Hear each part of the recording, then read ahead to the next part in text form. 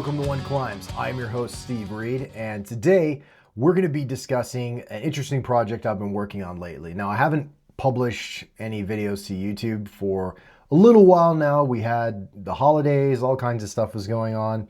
I've had kind of my head down, digging through all kinds of different interesting topics. I've published some of those over at One Climbs, but sometimes just the thought and idea of making a video is, it just feels like too much. But I just need to realize I just need to make shorter videos and not go on forever and spend all this time editing them. So I think I'm going to be producing just more raw stuff with less edits. Just to kind of get stuff out there every now and then. Just because I do enjoy this kind of format and just being able to talk rather than focusing on writing and all that jazz. And so what I want to share with you is one of the latest projects I was working on, and I want to tell you a little bit of background behind it, okay? So about, I don't know, maybe 1 to 2 years ago, I had this idea. I wanted to create my own edition of the Book of Mormon. Now, why in the heck would I want to do that? Well, there was a reader's edition of the Book of Mormon that I had that was great. I loved it.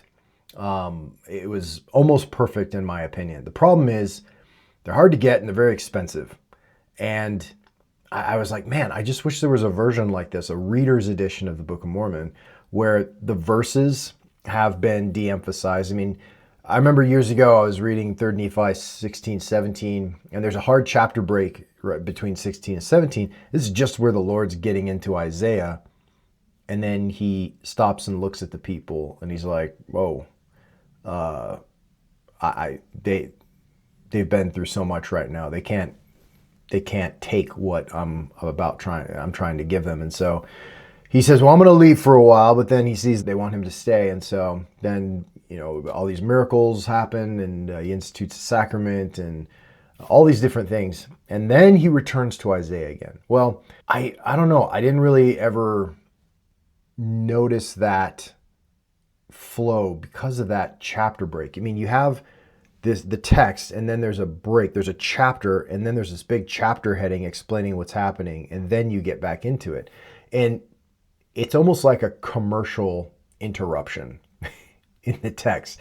It's like you're reading, you're into it, and it's like, oh wait, we're going to stop and say, now we're here, and here's what's going to happen here. I feel like that can be helpful in some ways, but I feel like more often than not, it's an interruption. So I came across this reader's edition, and I was specifically looking for something like this. Is there an edition of the Book of Mormon where the chapter breaks are de-emphasized to the point where there's a new chapter there, but you just keep reading through the text? And I don't want 2 columns with the text crammed in there. I just want to read it like I would read a novel or something. And just like the old version of the Book of Mormon. I mean, years before that, I read a replica of the 1830 edition, and I was like, wow, this is so much different of an experience. So as the years have gone on, this desire for this type of reading format has only become more desirable to me, and I feel like I want to share this with others. Like, wow, wouldn't it be great to experience the text of the Book of Mormon in a completely new way, and in a way that is more conducive to your actual study of the text and the narrative and everything. And so I started on it. I was going to base it off the 1840 edition, which was the last edition Joseph Smith himself edited, and just not use verses at all. And I was going down that road, but there aren't any like pure digital transcriptions of these older editions of the Book of Mormon that I've been able to find. I don't think they exist, to be honest with you. I've looked high and low everywhere. There might be some in some obscure corner of the internet or on someone's device, but I can find stuff. I know how to find stuff, and I cannot find them anywhere. Gutenberg has like OCR, which is the optical text recognition versions of the PDF scans of the books, but they're full of flaws and errors. So I started going down that path, and then I got to like 2nd Nephi. I was structuring the Isaiah passages into their poetic form, and I was noticing there were other places in the text where this poetry could exist, like Nephi's Psalm, and in some of these other areas. And so I really wanted to draw that out, but it just became, it felt overwhelming, and I felt like I got stuck. And so I just put it on pause. It was sitting there, and I thought about it from time to time. And then what changed is a neighbor of mine, he started, the missionaries in our were attracted into him, and they didn't know our neighborhood very well. And they didn't know we lived just 2 doors down, because we had already taken them out to eat. They'd never been to our house before. So he attracted in him, and they said, hey, yeah, we just talked to your neighbor, and he said we could come over on Saturday, and he's like, we didn't realize you guys lived here too. And like, so basically we got together, and we had, and he's just like me, man. We do these deep dives into all kinds of crazy stuff. I mean, every rabbit hole, political, theological, we're like going down all of it together. And we've had a lot of these conversations. Yeah, he came over, and we were having these discussions, and we've still been doing them. And but I gave him my copy, because I saw he had the little blue flimsy copy of the Book of Mormon, which is great. Those are great for like pamphlets handing out. But when someone you really care about is really wanting to look at it, I was like, dude, it's tiny text. It's all crammed in there. It's more about like efficiency than the experience of kind of, I guess, experiencing the text and the ideas in the Book of Mormon. And so I gave him my copy, and so I had to get another copy. And it was like $67, and I was like, God, man. And well, I think mine was a new one. Last one I bought was a used one. It said discard stamped on the top from a library. It was still in good condition, but that's the one I read from. And so I'm like, there's no way I'm not having one of these editions, because it's too valuable to me. So that's kind of the backstory. So I then started coming back, and I said, I need to come back to this project again. Okay. But I ran into those problems before. So I said, wait, let me come back to it with fresh eyes. Let me take a look. And then I was thinking about my neighbor, and I was thinking about the value. I was like, man, I really wish I could have given him a copy of the Lectures on Faith, and start there. Because I feel like understanding the character, attributes, and perfections of God, which the lectures say are absolutely necessary if your faith is actually going to work, to be fruitful, and understanding of God. So look at God this way. Like if you choose to believe in God, and you believe these things about God, your faith will be effective. That's a summary, as best I could summarize, is what I feel the lectures are saying. Then it just like popped into my head. Create a version of the Book of Mormon that has the lectures and the Book of Mormon together in one single volume. Have the lectures come before the Book of Mormon as a primer. So it's almost like you're being tutored by Joseph Smith, somebody who stood in the presence of God, saying, here's what you need to understand about his character and attributes, and your faith will be fruitful.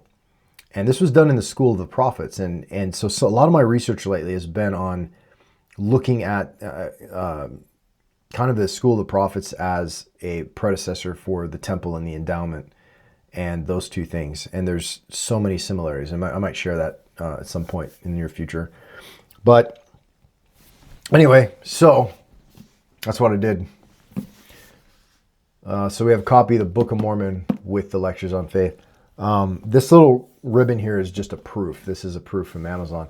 It's a matte cover, which I like. The problem is if you look at it in the light, there is, you're not going to probably see it from here, but fingerprints and grease, like they just show up so easy on this cover. It looks like somebody was cooking with olive oil and then got their greasy mitts all over it.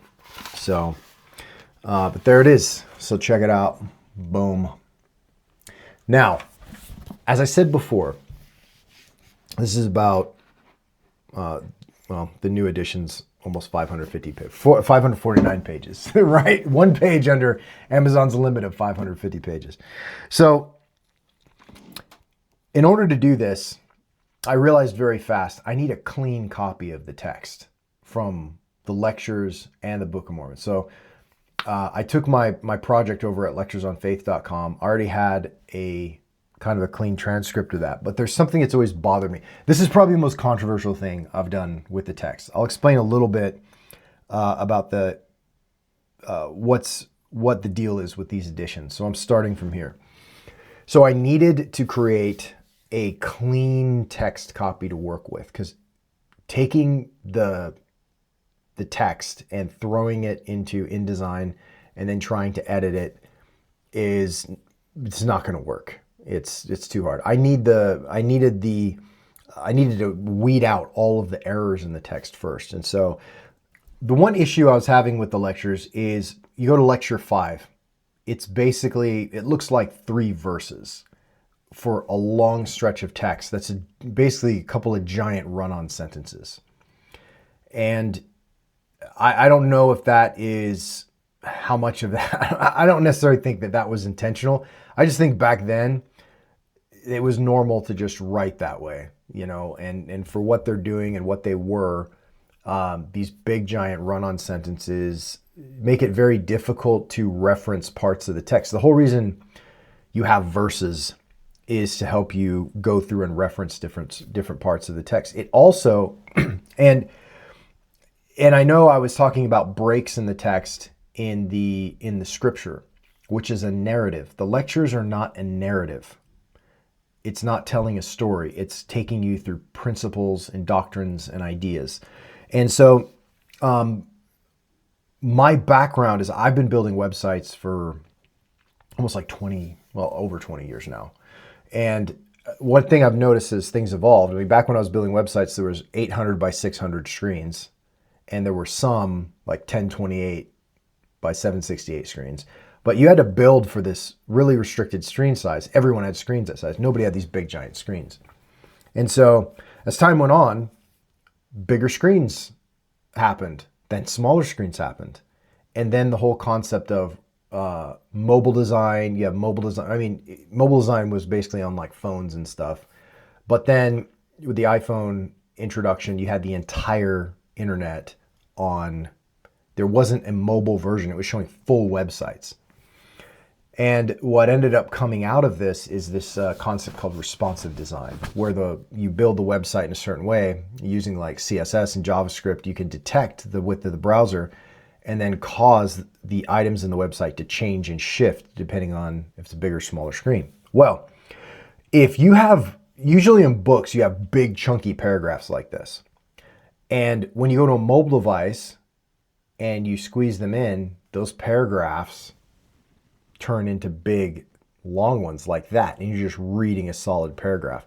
Now, when you're writing copy for websites, and there's really interesting points to be made in there. People are not just going to sit and read giant blocks of text, especially if it's news articles, blog posts, things like that. So you force more breaks in your text for the web. That way, in skinnier, smaller screens, the first words, people read like this. They hit the first couple words of each new paragraph.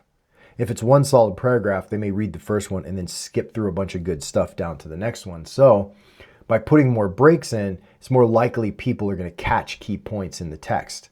Now, carry this over to the lectures. When you publish them and you have a giant column of text in a book, it's fine reading that way for narrative, but I feel like when you're looking at the type of content in the lectures, it's a little bit more conducive to the comprehension of the principles if even as you're scanning and skimming, you're going to catch more things coming down to a next line and seeing that new idea being proposed. It helps you orient yourself in the text better. That's just my opinion. I'm looking at it as kind of taking some of these principles of responsive web design, bringing them to the book, looking at it, and so I'm publishing a new version of the lectures. It's called the Revised Standard Edition. What I've done is I've I've broken up some of these giant run-on sentences into individual sentences where it makes sense. I have intentionally tried to not update the language, the manner of speaking. It's not like a full revamp. It's just very subtle editing.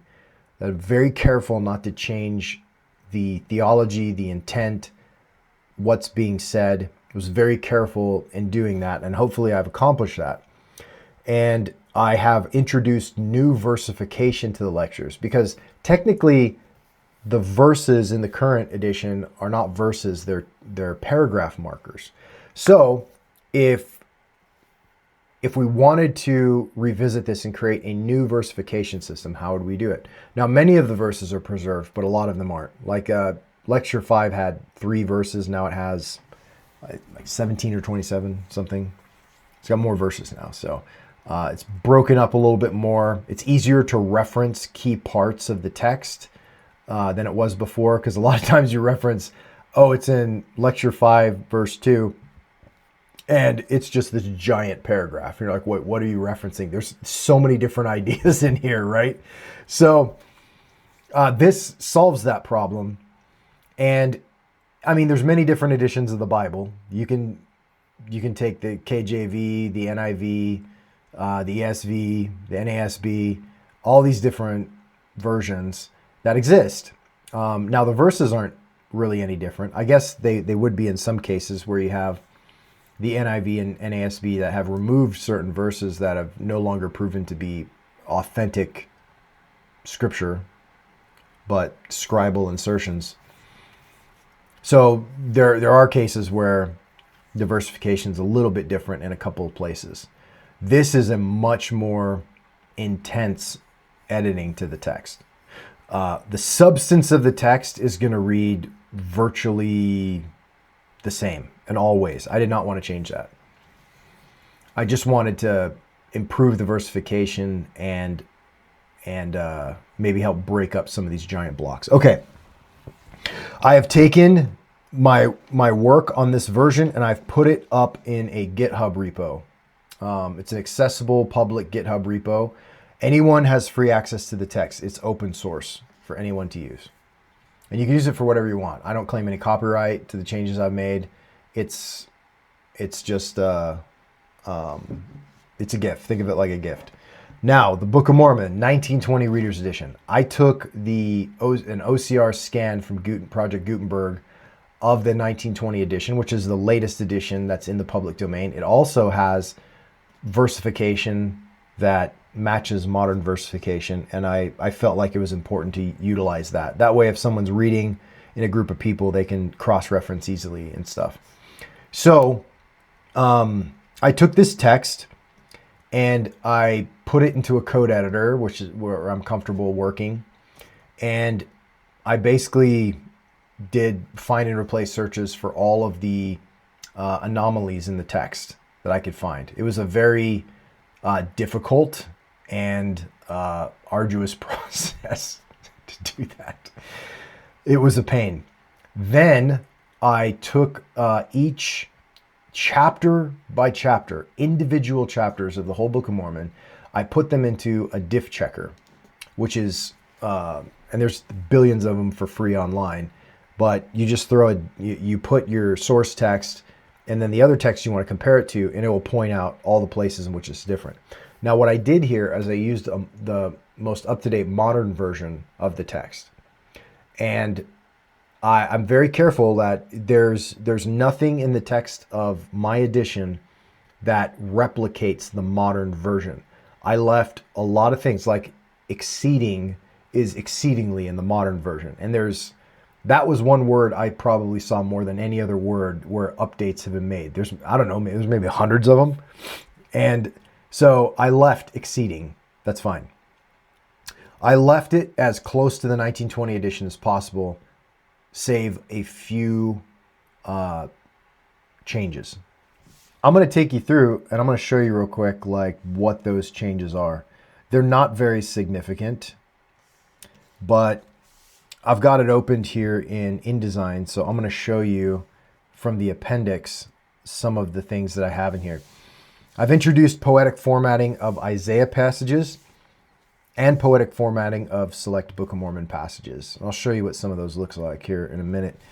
This is done very meticulously, but it's pretty cool. But anyway, I did imitate the 1840 edition paragraph structure. So you'll notice that this edition of the Book of Mormon, I'll show you here in a minute, is it's in verses, but the verses are just superscript, very small, and the text is in paragraph format. So it's not divided line by line by line for the verses. I started off strong with the 1840 edition, but I noticed over time, even the 1840 edition, some entire chapters were just one giant paragraph. And so what I did is very carefully and it's everywhere. I had to do it quite a bit, but I always, from start to finish, went off I had a copy of the 1840 edition right up here next to me, and I was going through each one, breaking the paragraphs, and wherever it felt like it was just too much, or there were important breaks of things that were happening in the text, I introduced breaks in there. That's not a very dramatic edit to the text, forming a new paragraph. Also, there's this word burthen. If you look up the word burthen, it's an obsolete spelling of burden. If you go to an 1828 dictionary, look up burthen, it says sea burden. So even in 1828 dictionary, it was kind of archaic. So we have Jacob 2:23, Alma 6:29, and Mosiah 6:7, which has burthensome. And I just changed it to burden and burdensome. That's the only time I ever changed a word. And then we have certain passages that have been added. So this phrase, all the pains I do suffer, Mosiah 18:15, I brought it in from the 1840 edition.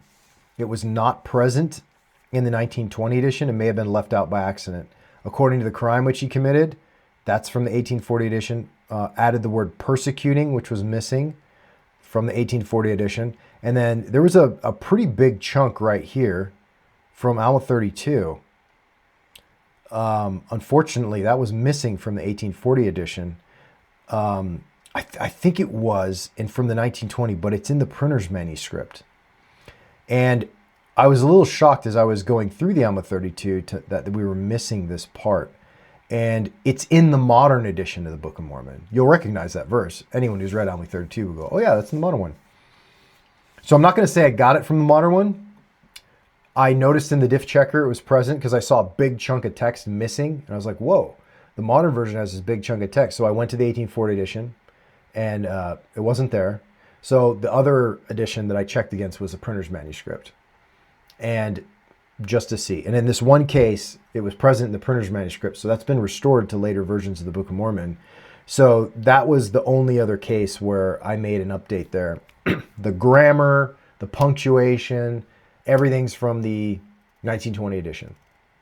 And I also think that one thing that was significantly important, which is a big doctrinal shift, which can be controversial to some people, is in Jacob chapter 3, when Jacob is talking about the commandment of having one wife given to, Jacob says this commandment was given to our fathers, plural with an S. And a lot of people may know about this. Every edition of the Book of Mormon that Joseph Smith ever published had fathers, plural.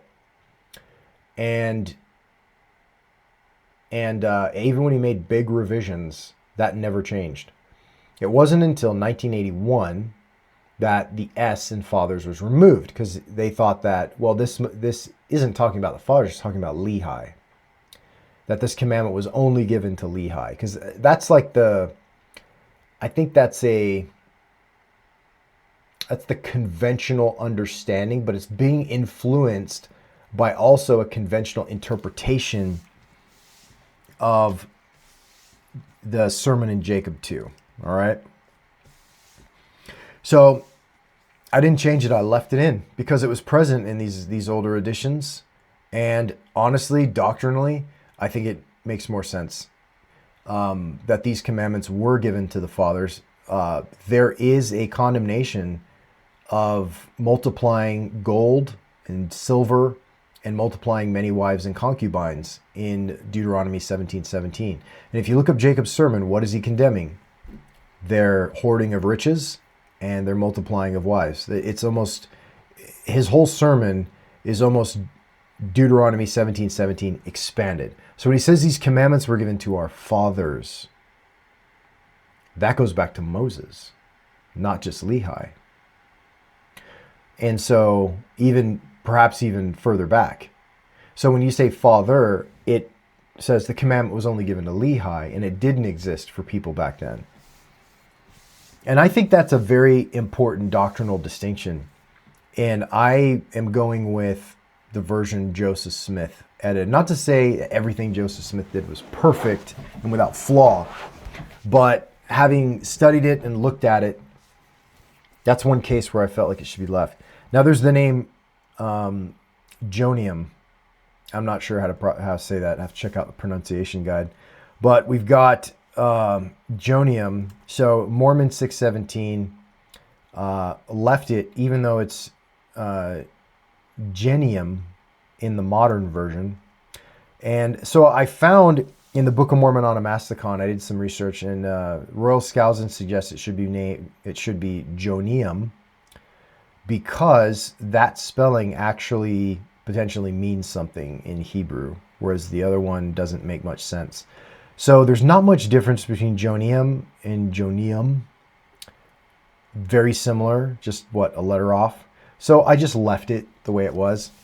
Other than that, those are the only modifications I made to the text itself. And again, just like there is a version of the Lectures on Faith, plain text version, up on GitHub that anyone can access, there's also a version. It's the only one that exists. There aren't any digital versions of these older editions. So there is a version, and it's just plain verses. It's just verses broken by lines. It's not in paragraph form or anything. That's how it is in the book. But the source text that I worked off of is just all verses. That is open source, and I've made it available for anybody to use. So anybody can use any one of these editions to publish their own documents or sources. None of it's under copyright. I am not claiming any ownership of the material. It's free use for everybody. This edition of the Book of Mormon is going to be available for sale on Amazon. And as you know, nothing I sell or produce through One Climbs generates revenue, so it will be provided at cost with no markup. It's less than $67. It's going to be about $24, which is pretty dang good for a hardcover book that thick.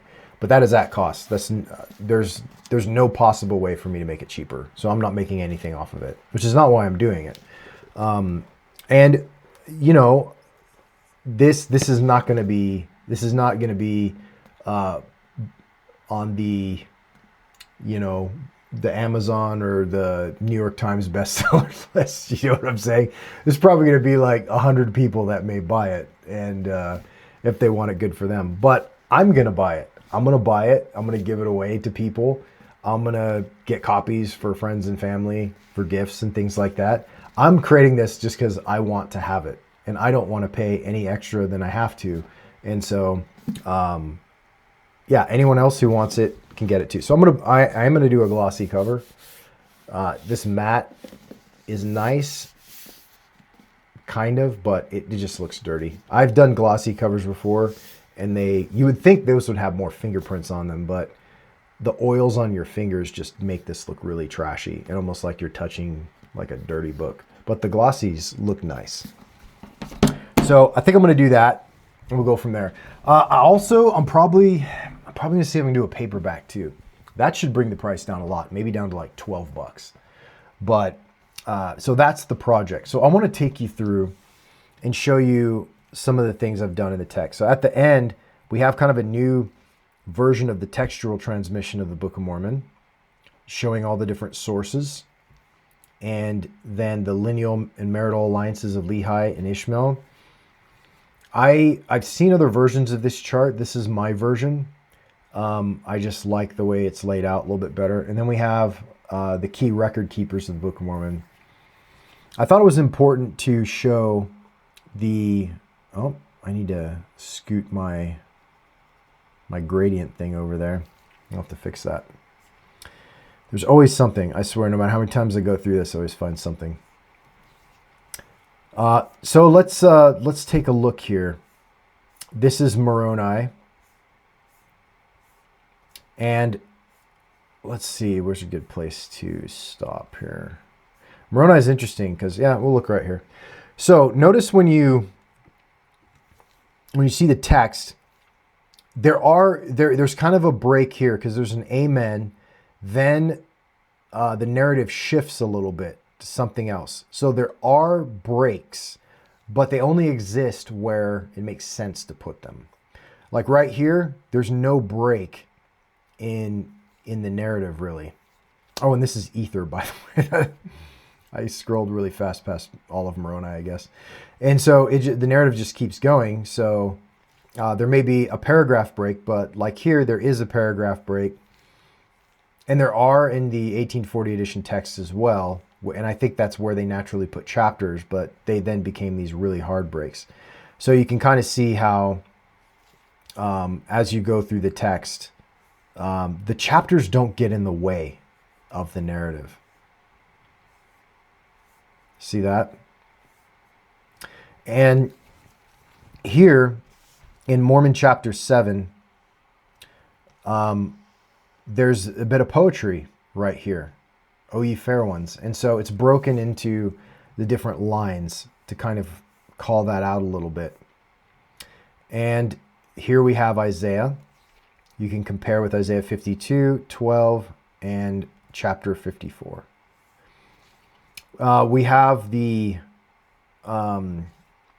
chapter markers down here at the bottom. So at the bottom of the page, you can flip through, and then we have the year, approximate year.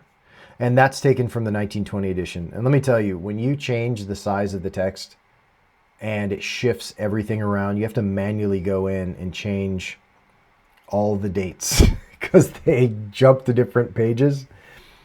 And so I have a 1920 edition and I'm going chapter by chapter, looking at the date in the bottom and matching them up. The other thing I did, I'm going to have to throw out a couple of things because you're going to have to listen to some of this because there's a lot of work. So you'll notice probably all along the right side, if there was a single letter I couldn't stand that. So I put a non-breaking space to force it down to the next line. And I did that everywhere on every single page. Also, if there was just a single letter, like a period and then and, put a non-breaking space to pull it down to the next line. I don't like, widows and orphans are all removed. Here's an example of, we have a little bit of a poetic structure in this prayer of Jesus. But if you are going to have like markers in the text, I'm kind of calling out different poetic structures here. This is where Jesus first appears to the Nephites. And there is this poetry here in these verses, here, and here. And when you have these judgments that are coming down, you see some of these structures in the text. All right, let's go to, I'm going to scroll to the beginning. Here's what our table of contents looks like. So there's a little about this edition, very short, and then we have the lectures, and then we have the Book of Mormon, okay? So I'll show you what the lectures are like. This is the about this edition. So there's nothing about me in here as the editor. Hold on, a little glitch. This is it. It's just why this exists. This is why this exists, why I made it, what it is. And then we have the lectures, Revised Standard Edition, Introduction to the Lectures, Lecture First. Here we go. So this is, you're not going to, I guarantee that you're probably not going to notice any difference in the versification of the lectures unless you're actually comparing versions. but you're not going to notice much difference. We have our catechisms here, questions and answers. And let's see. I want to quickly go through some of these. And that's about it for the lectures. I mean, you get it. Oh, there's lecture 7. Let me show you lecture 5 because we've been talking about it. There we go. 12, 13, 27 verses. Yeah, it was 27, not 17. So see how it's broken up? It's a lot easier to see what's going on there. And you can, if you want to pause this, you can look and compare. Or you can go to GitHub and get the free version. It's accessible there. And compare them. Put them in a diff checker, look at the differences. Analysis of the Book of Mormon. This is all mirroring the 1920 edition. First book of Nephi. And right off the bat, there is this poetry where Lehi is exclaiming this, and then he's talking to his sons. Oh, thou mightest be into this river, continually running. Oh, see, when I hit that over. So that's why I print these proofs. I print the proof, and then I go through and I read it and look at everything. But, so, it found 2 little things, of course. But sometimes you get like this blindness from looking at something so much. But I've gone through it pretty meticulously. There's bound to be a little error here and there. Maybe I didn't superscript a verse number. But that's one thing you can see too. See the verse numbers? Here's verse 6, verse 7, verse 8. So you can find your way through the text pretty easy still. But this is what the narrative looks like. And it goes through. And then once we start getting to the Isaiah, we have Isaiah broken into these, into its poetic structure. And this is based off of, I was looking at some different sources, and over at sepharia.org, lectures are back up. So see that? See how it's these big giant paragraphs? It's just one giant block of text. It's just so much. And you're kind of missing all of these little doctrinal nuggets in here. So we have the Sepharia library. And if we go to Isaiah, I believe this particular translation is from like the 1700s. Listen, O ye coastlands, and give heed to nations afar. This isn't in Isaiah, this first verse of 21, but it starts off here.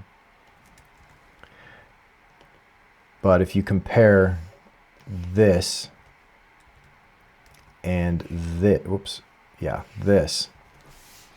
It's the same structure kind of broken up, right? So I use that as my source for how my treatment of Isaiah.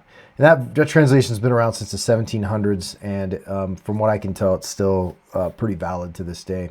There may be other ways of structuring the text in modern editions, but I kind of prefer old in some of these instances, something that's trustworthy and been around a long time. Again, more Isaiah. And I wanted to show this real quick. Jacob. Let's go to 2 Nephi chapter 4. This is Nephi's psalm, and you can kind of see the poetic structure of Nephi's psalm, which is pretty cool. Then we have some more Isaiah being quoted here.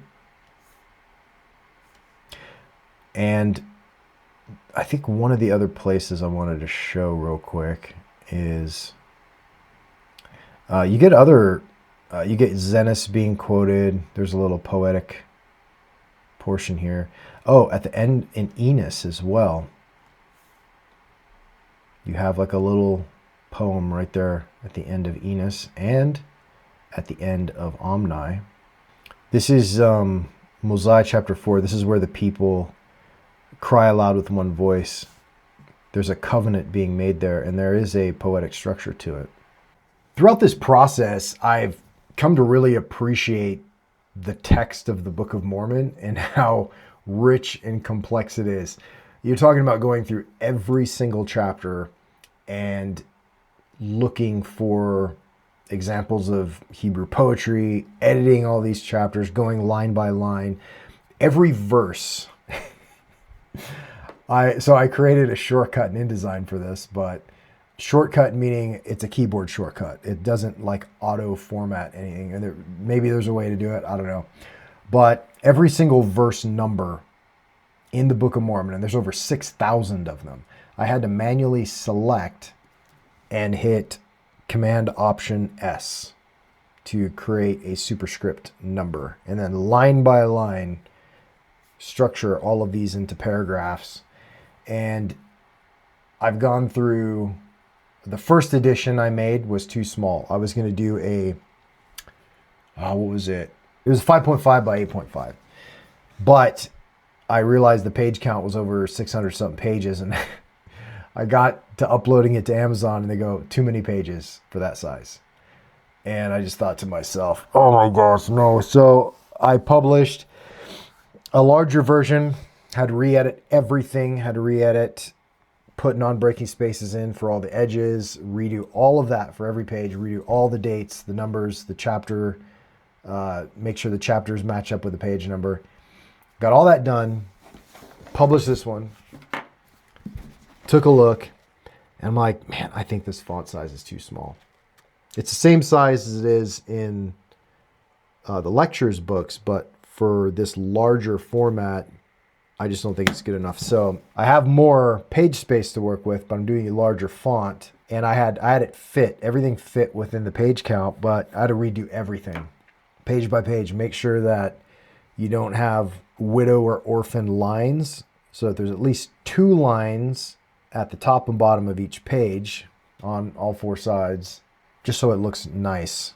And there's not like these dangling paragraphs. Very particular about that. Redoing all the dates again, all the chapters again. I mean, to be honest with you, I have a lot more respect for someone. Here I am complaining. And dude, they used to do this page by page backwards, spacing all the letters, and it is absolutely insane. And 5,000 copies. First one was 5,000 copies. So you had to set up a whole page, and you had to print 5,000 of those just for those particular pages, hoping you didn't make a mistake, which there were mistakes, but I guess it's just you live with it, right? But they did it backwards, and they did the whole book this way, laying everything out. It's absolutely incredible what people used to do. And I'm sitting here complaining using all these digital solutions. Even with the digital solutions, this has been one of the most challenging projects I've worked on. Hopefully you enjoyed this episode of One Climbs and this kind of deep dive into this project. I got a ton of ideas lined up. I just got to figure out how to present them, how to share them. But there's a lot of cool stuff coming up in the future. And yeah, excited to share. So see you again on the next episode of One Climbs.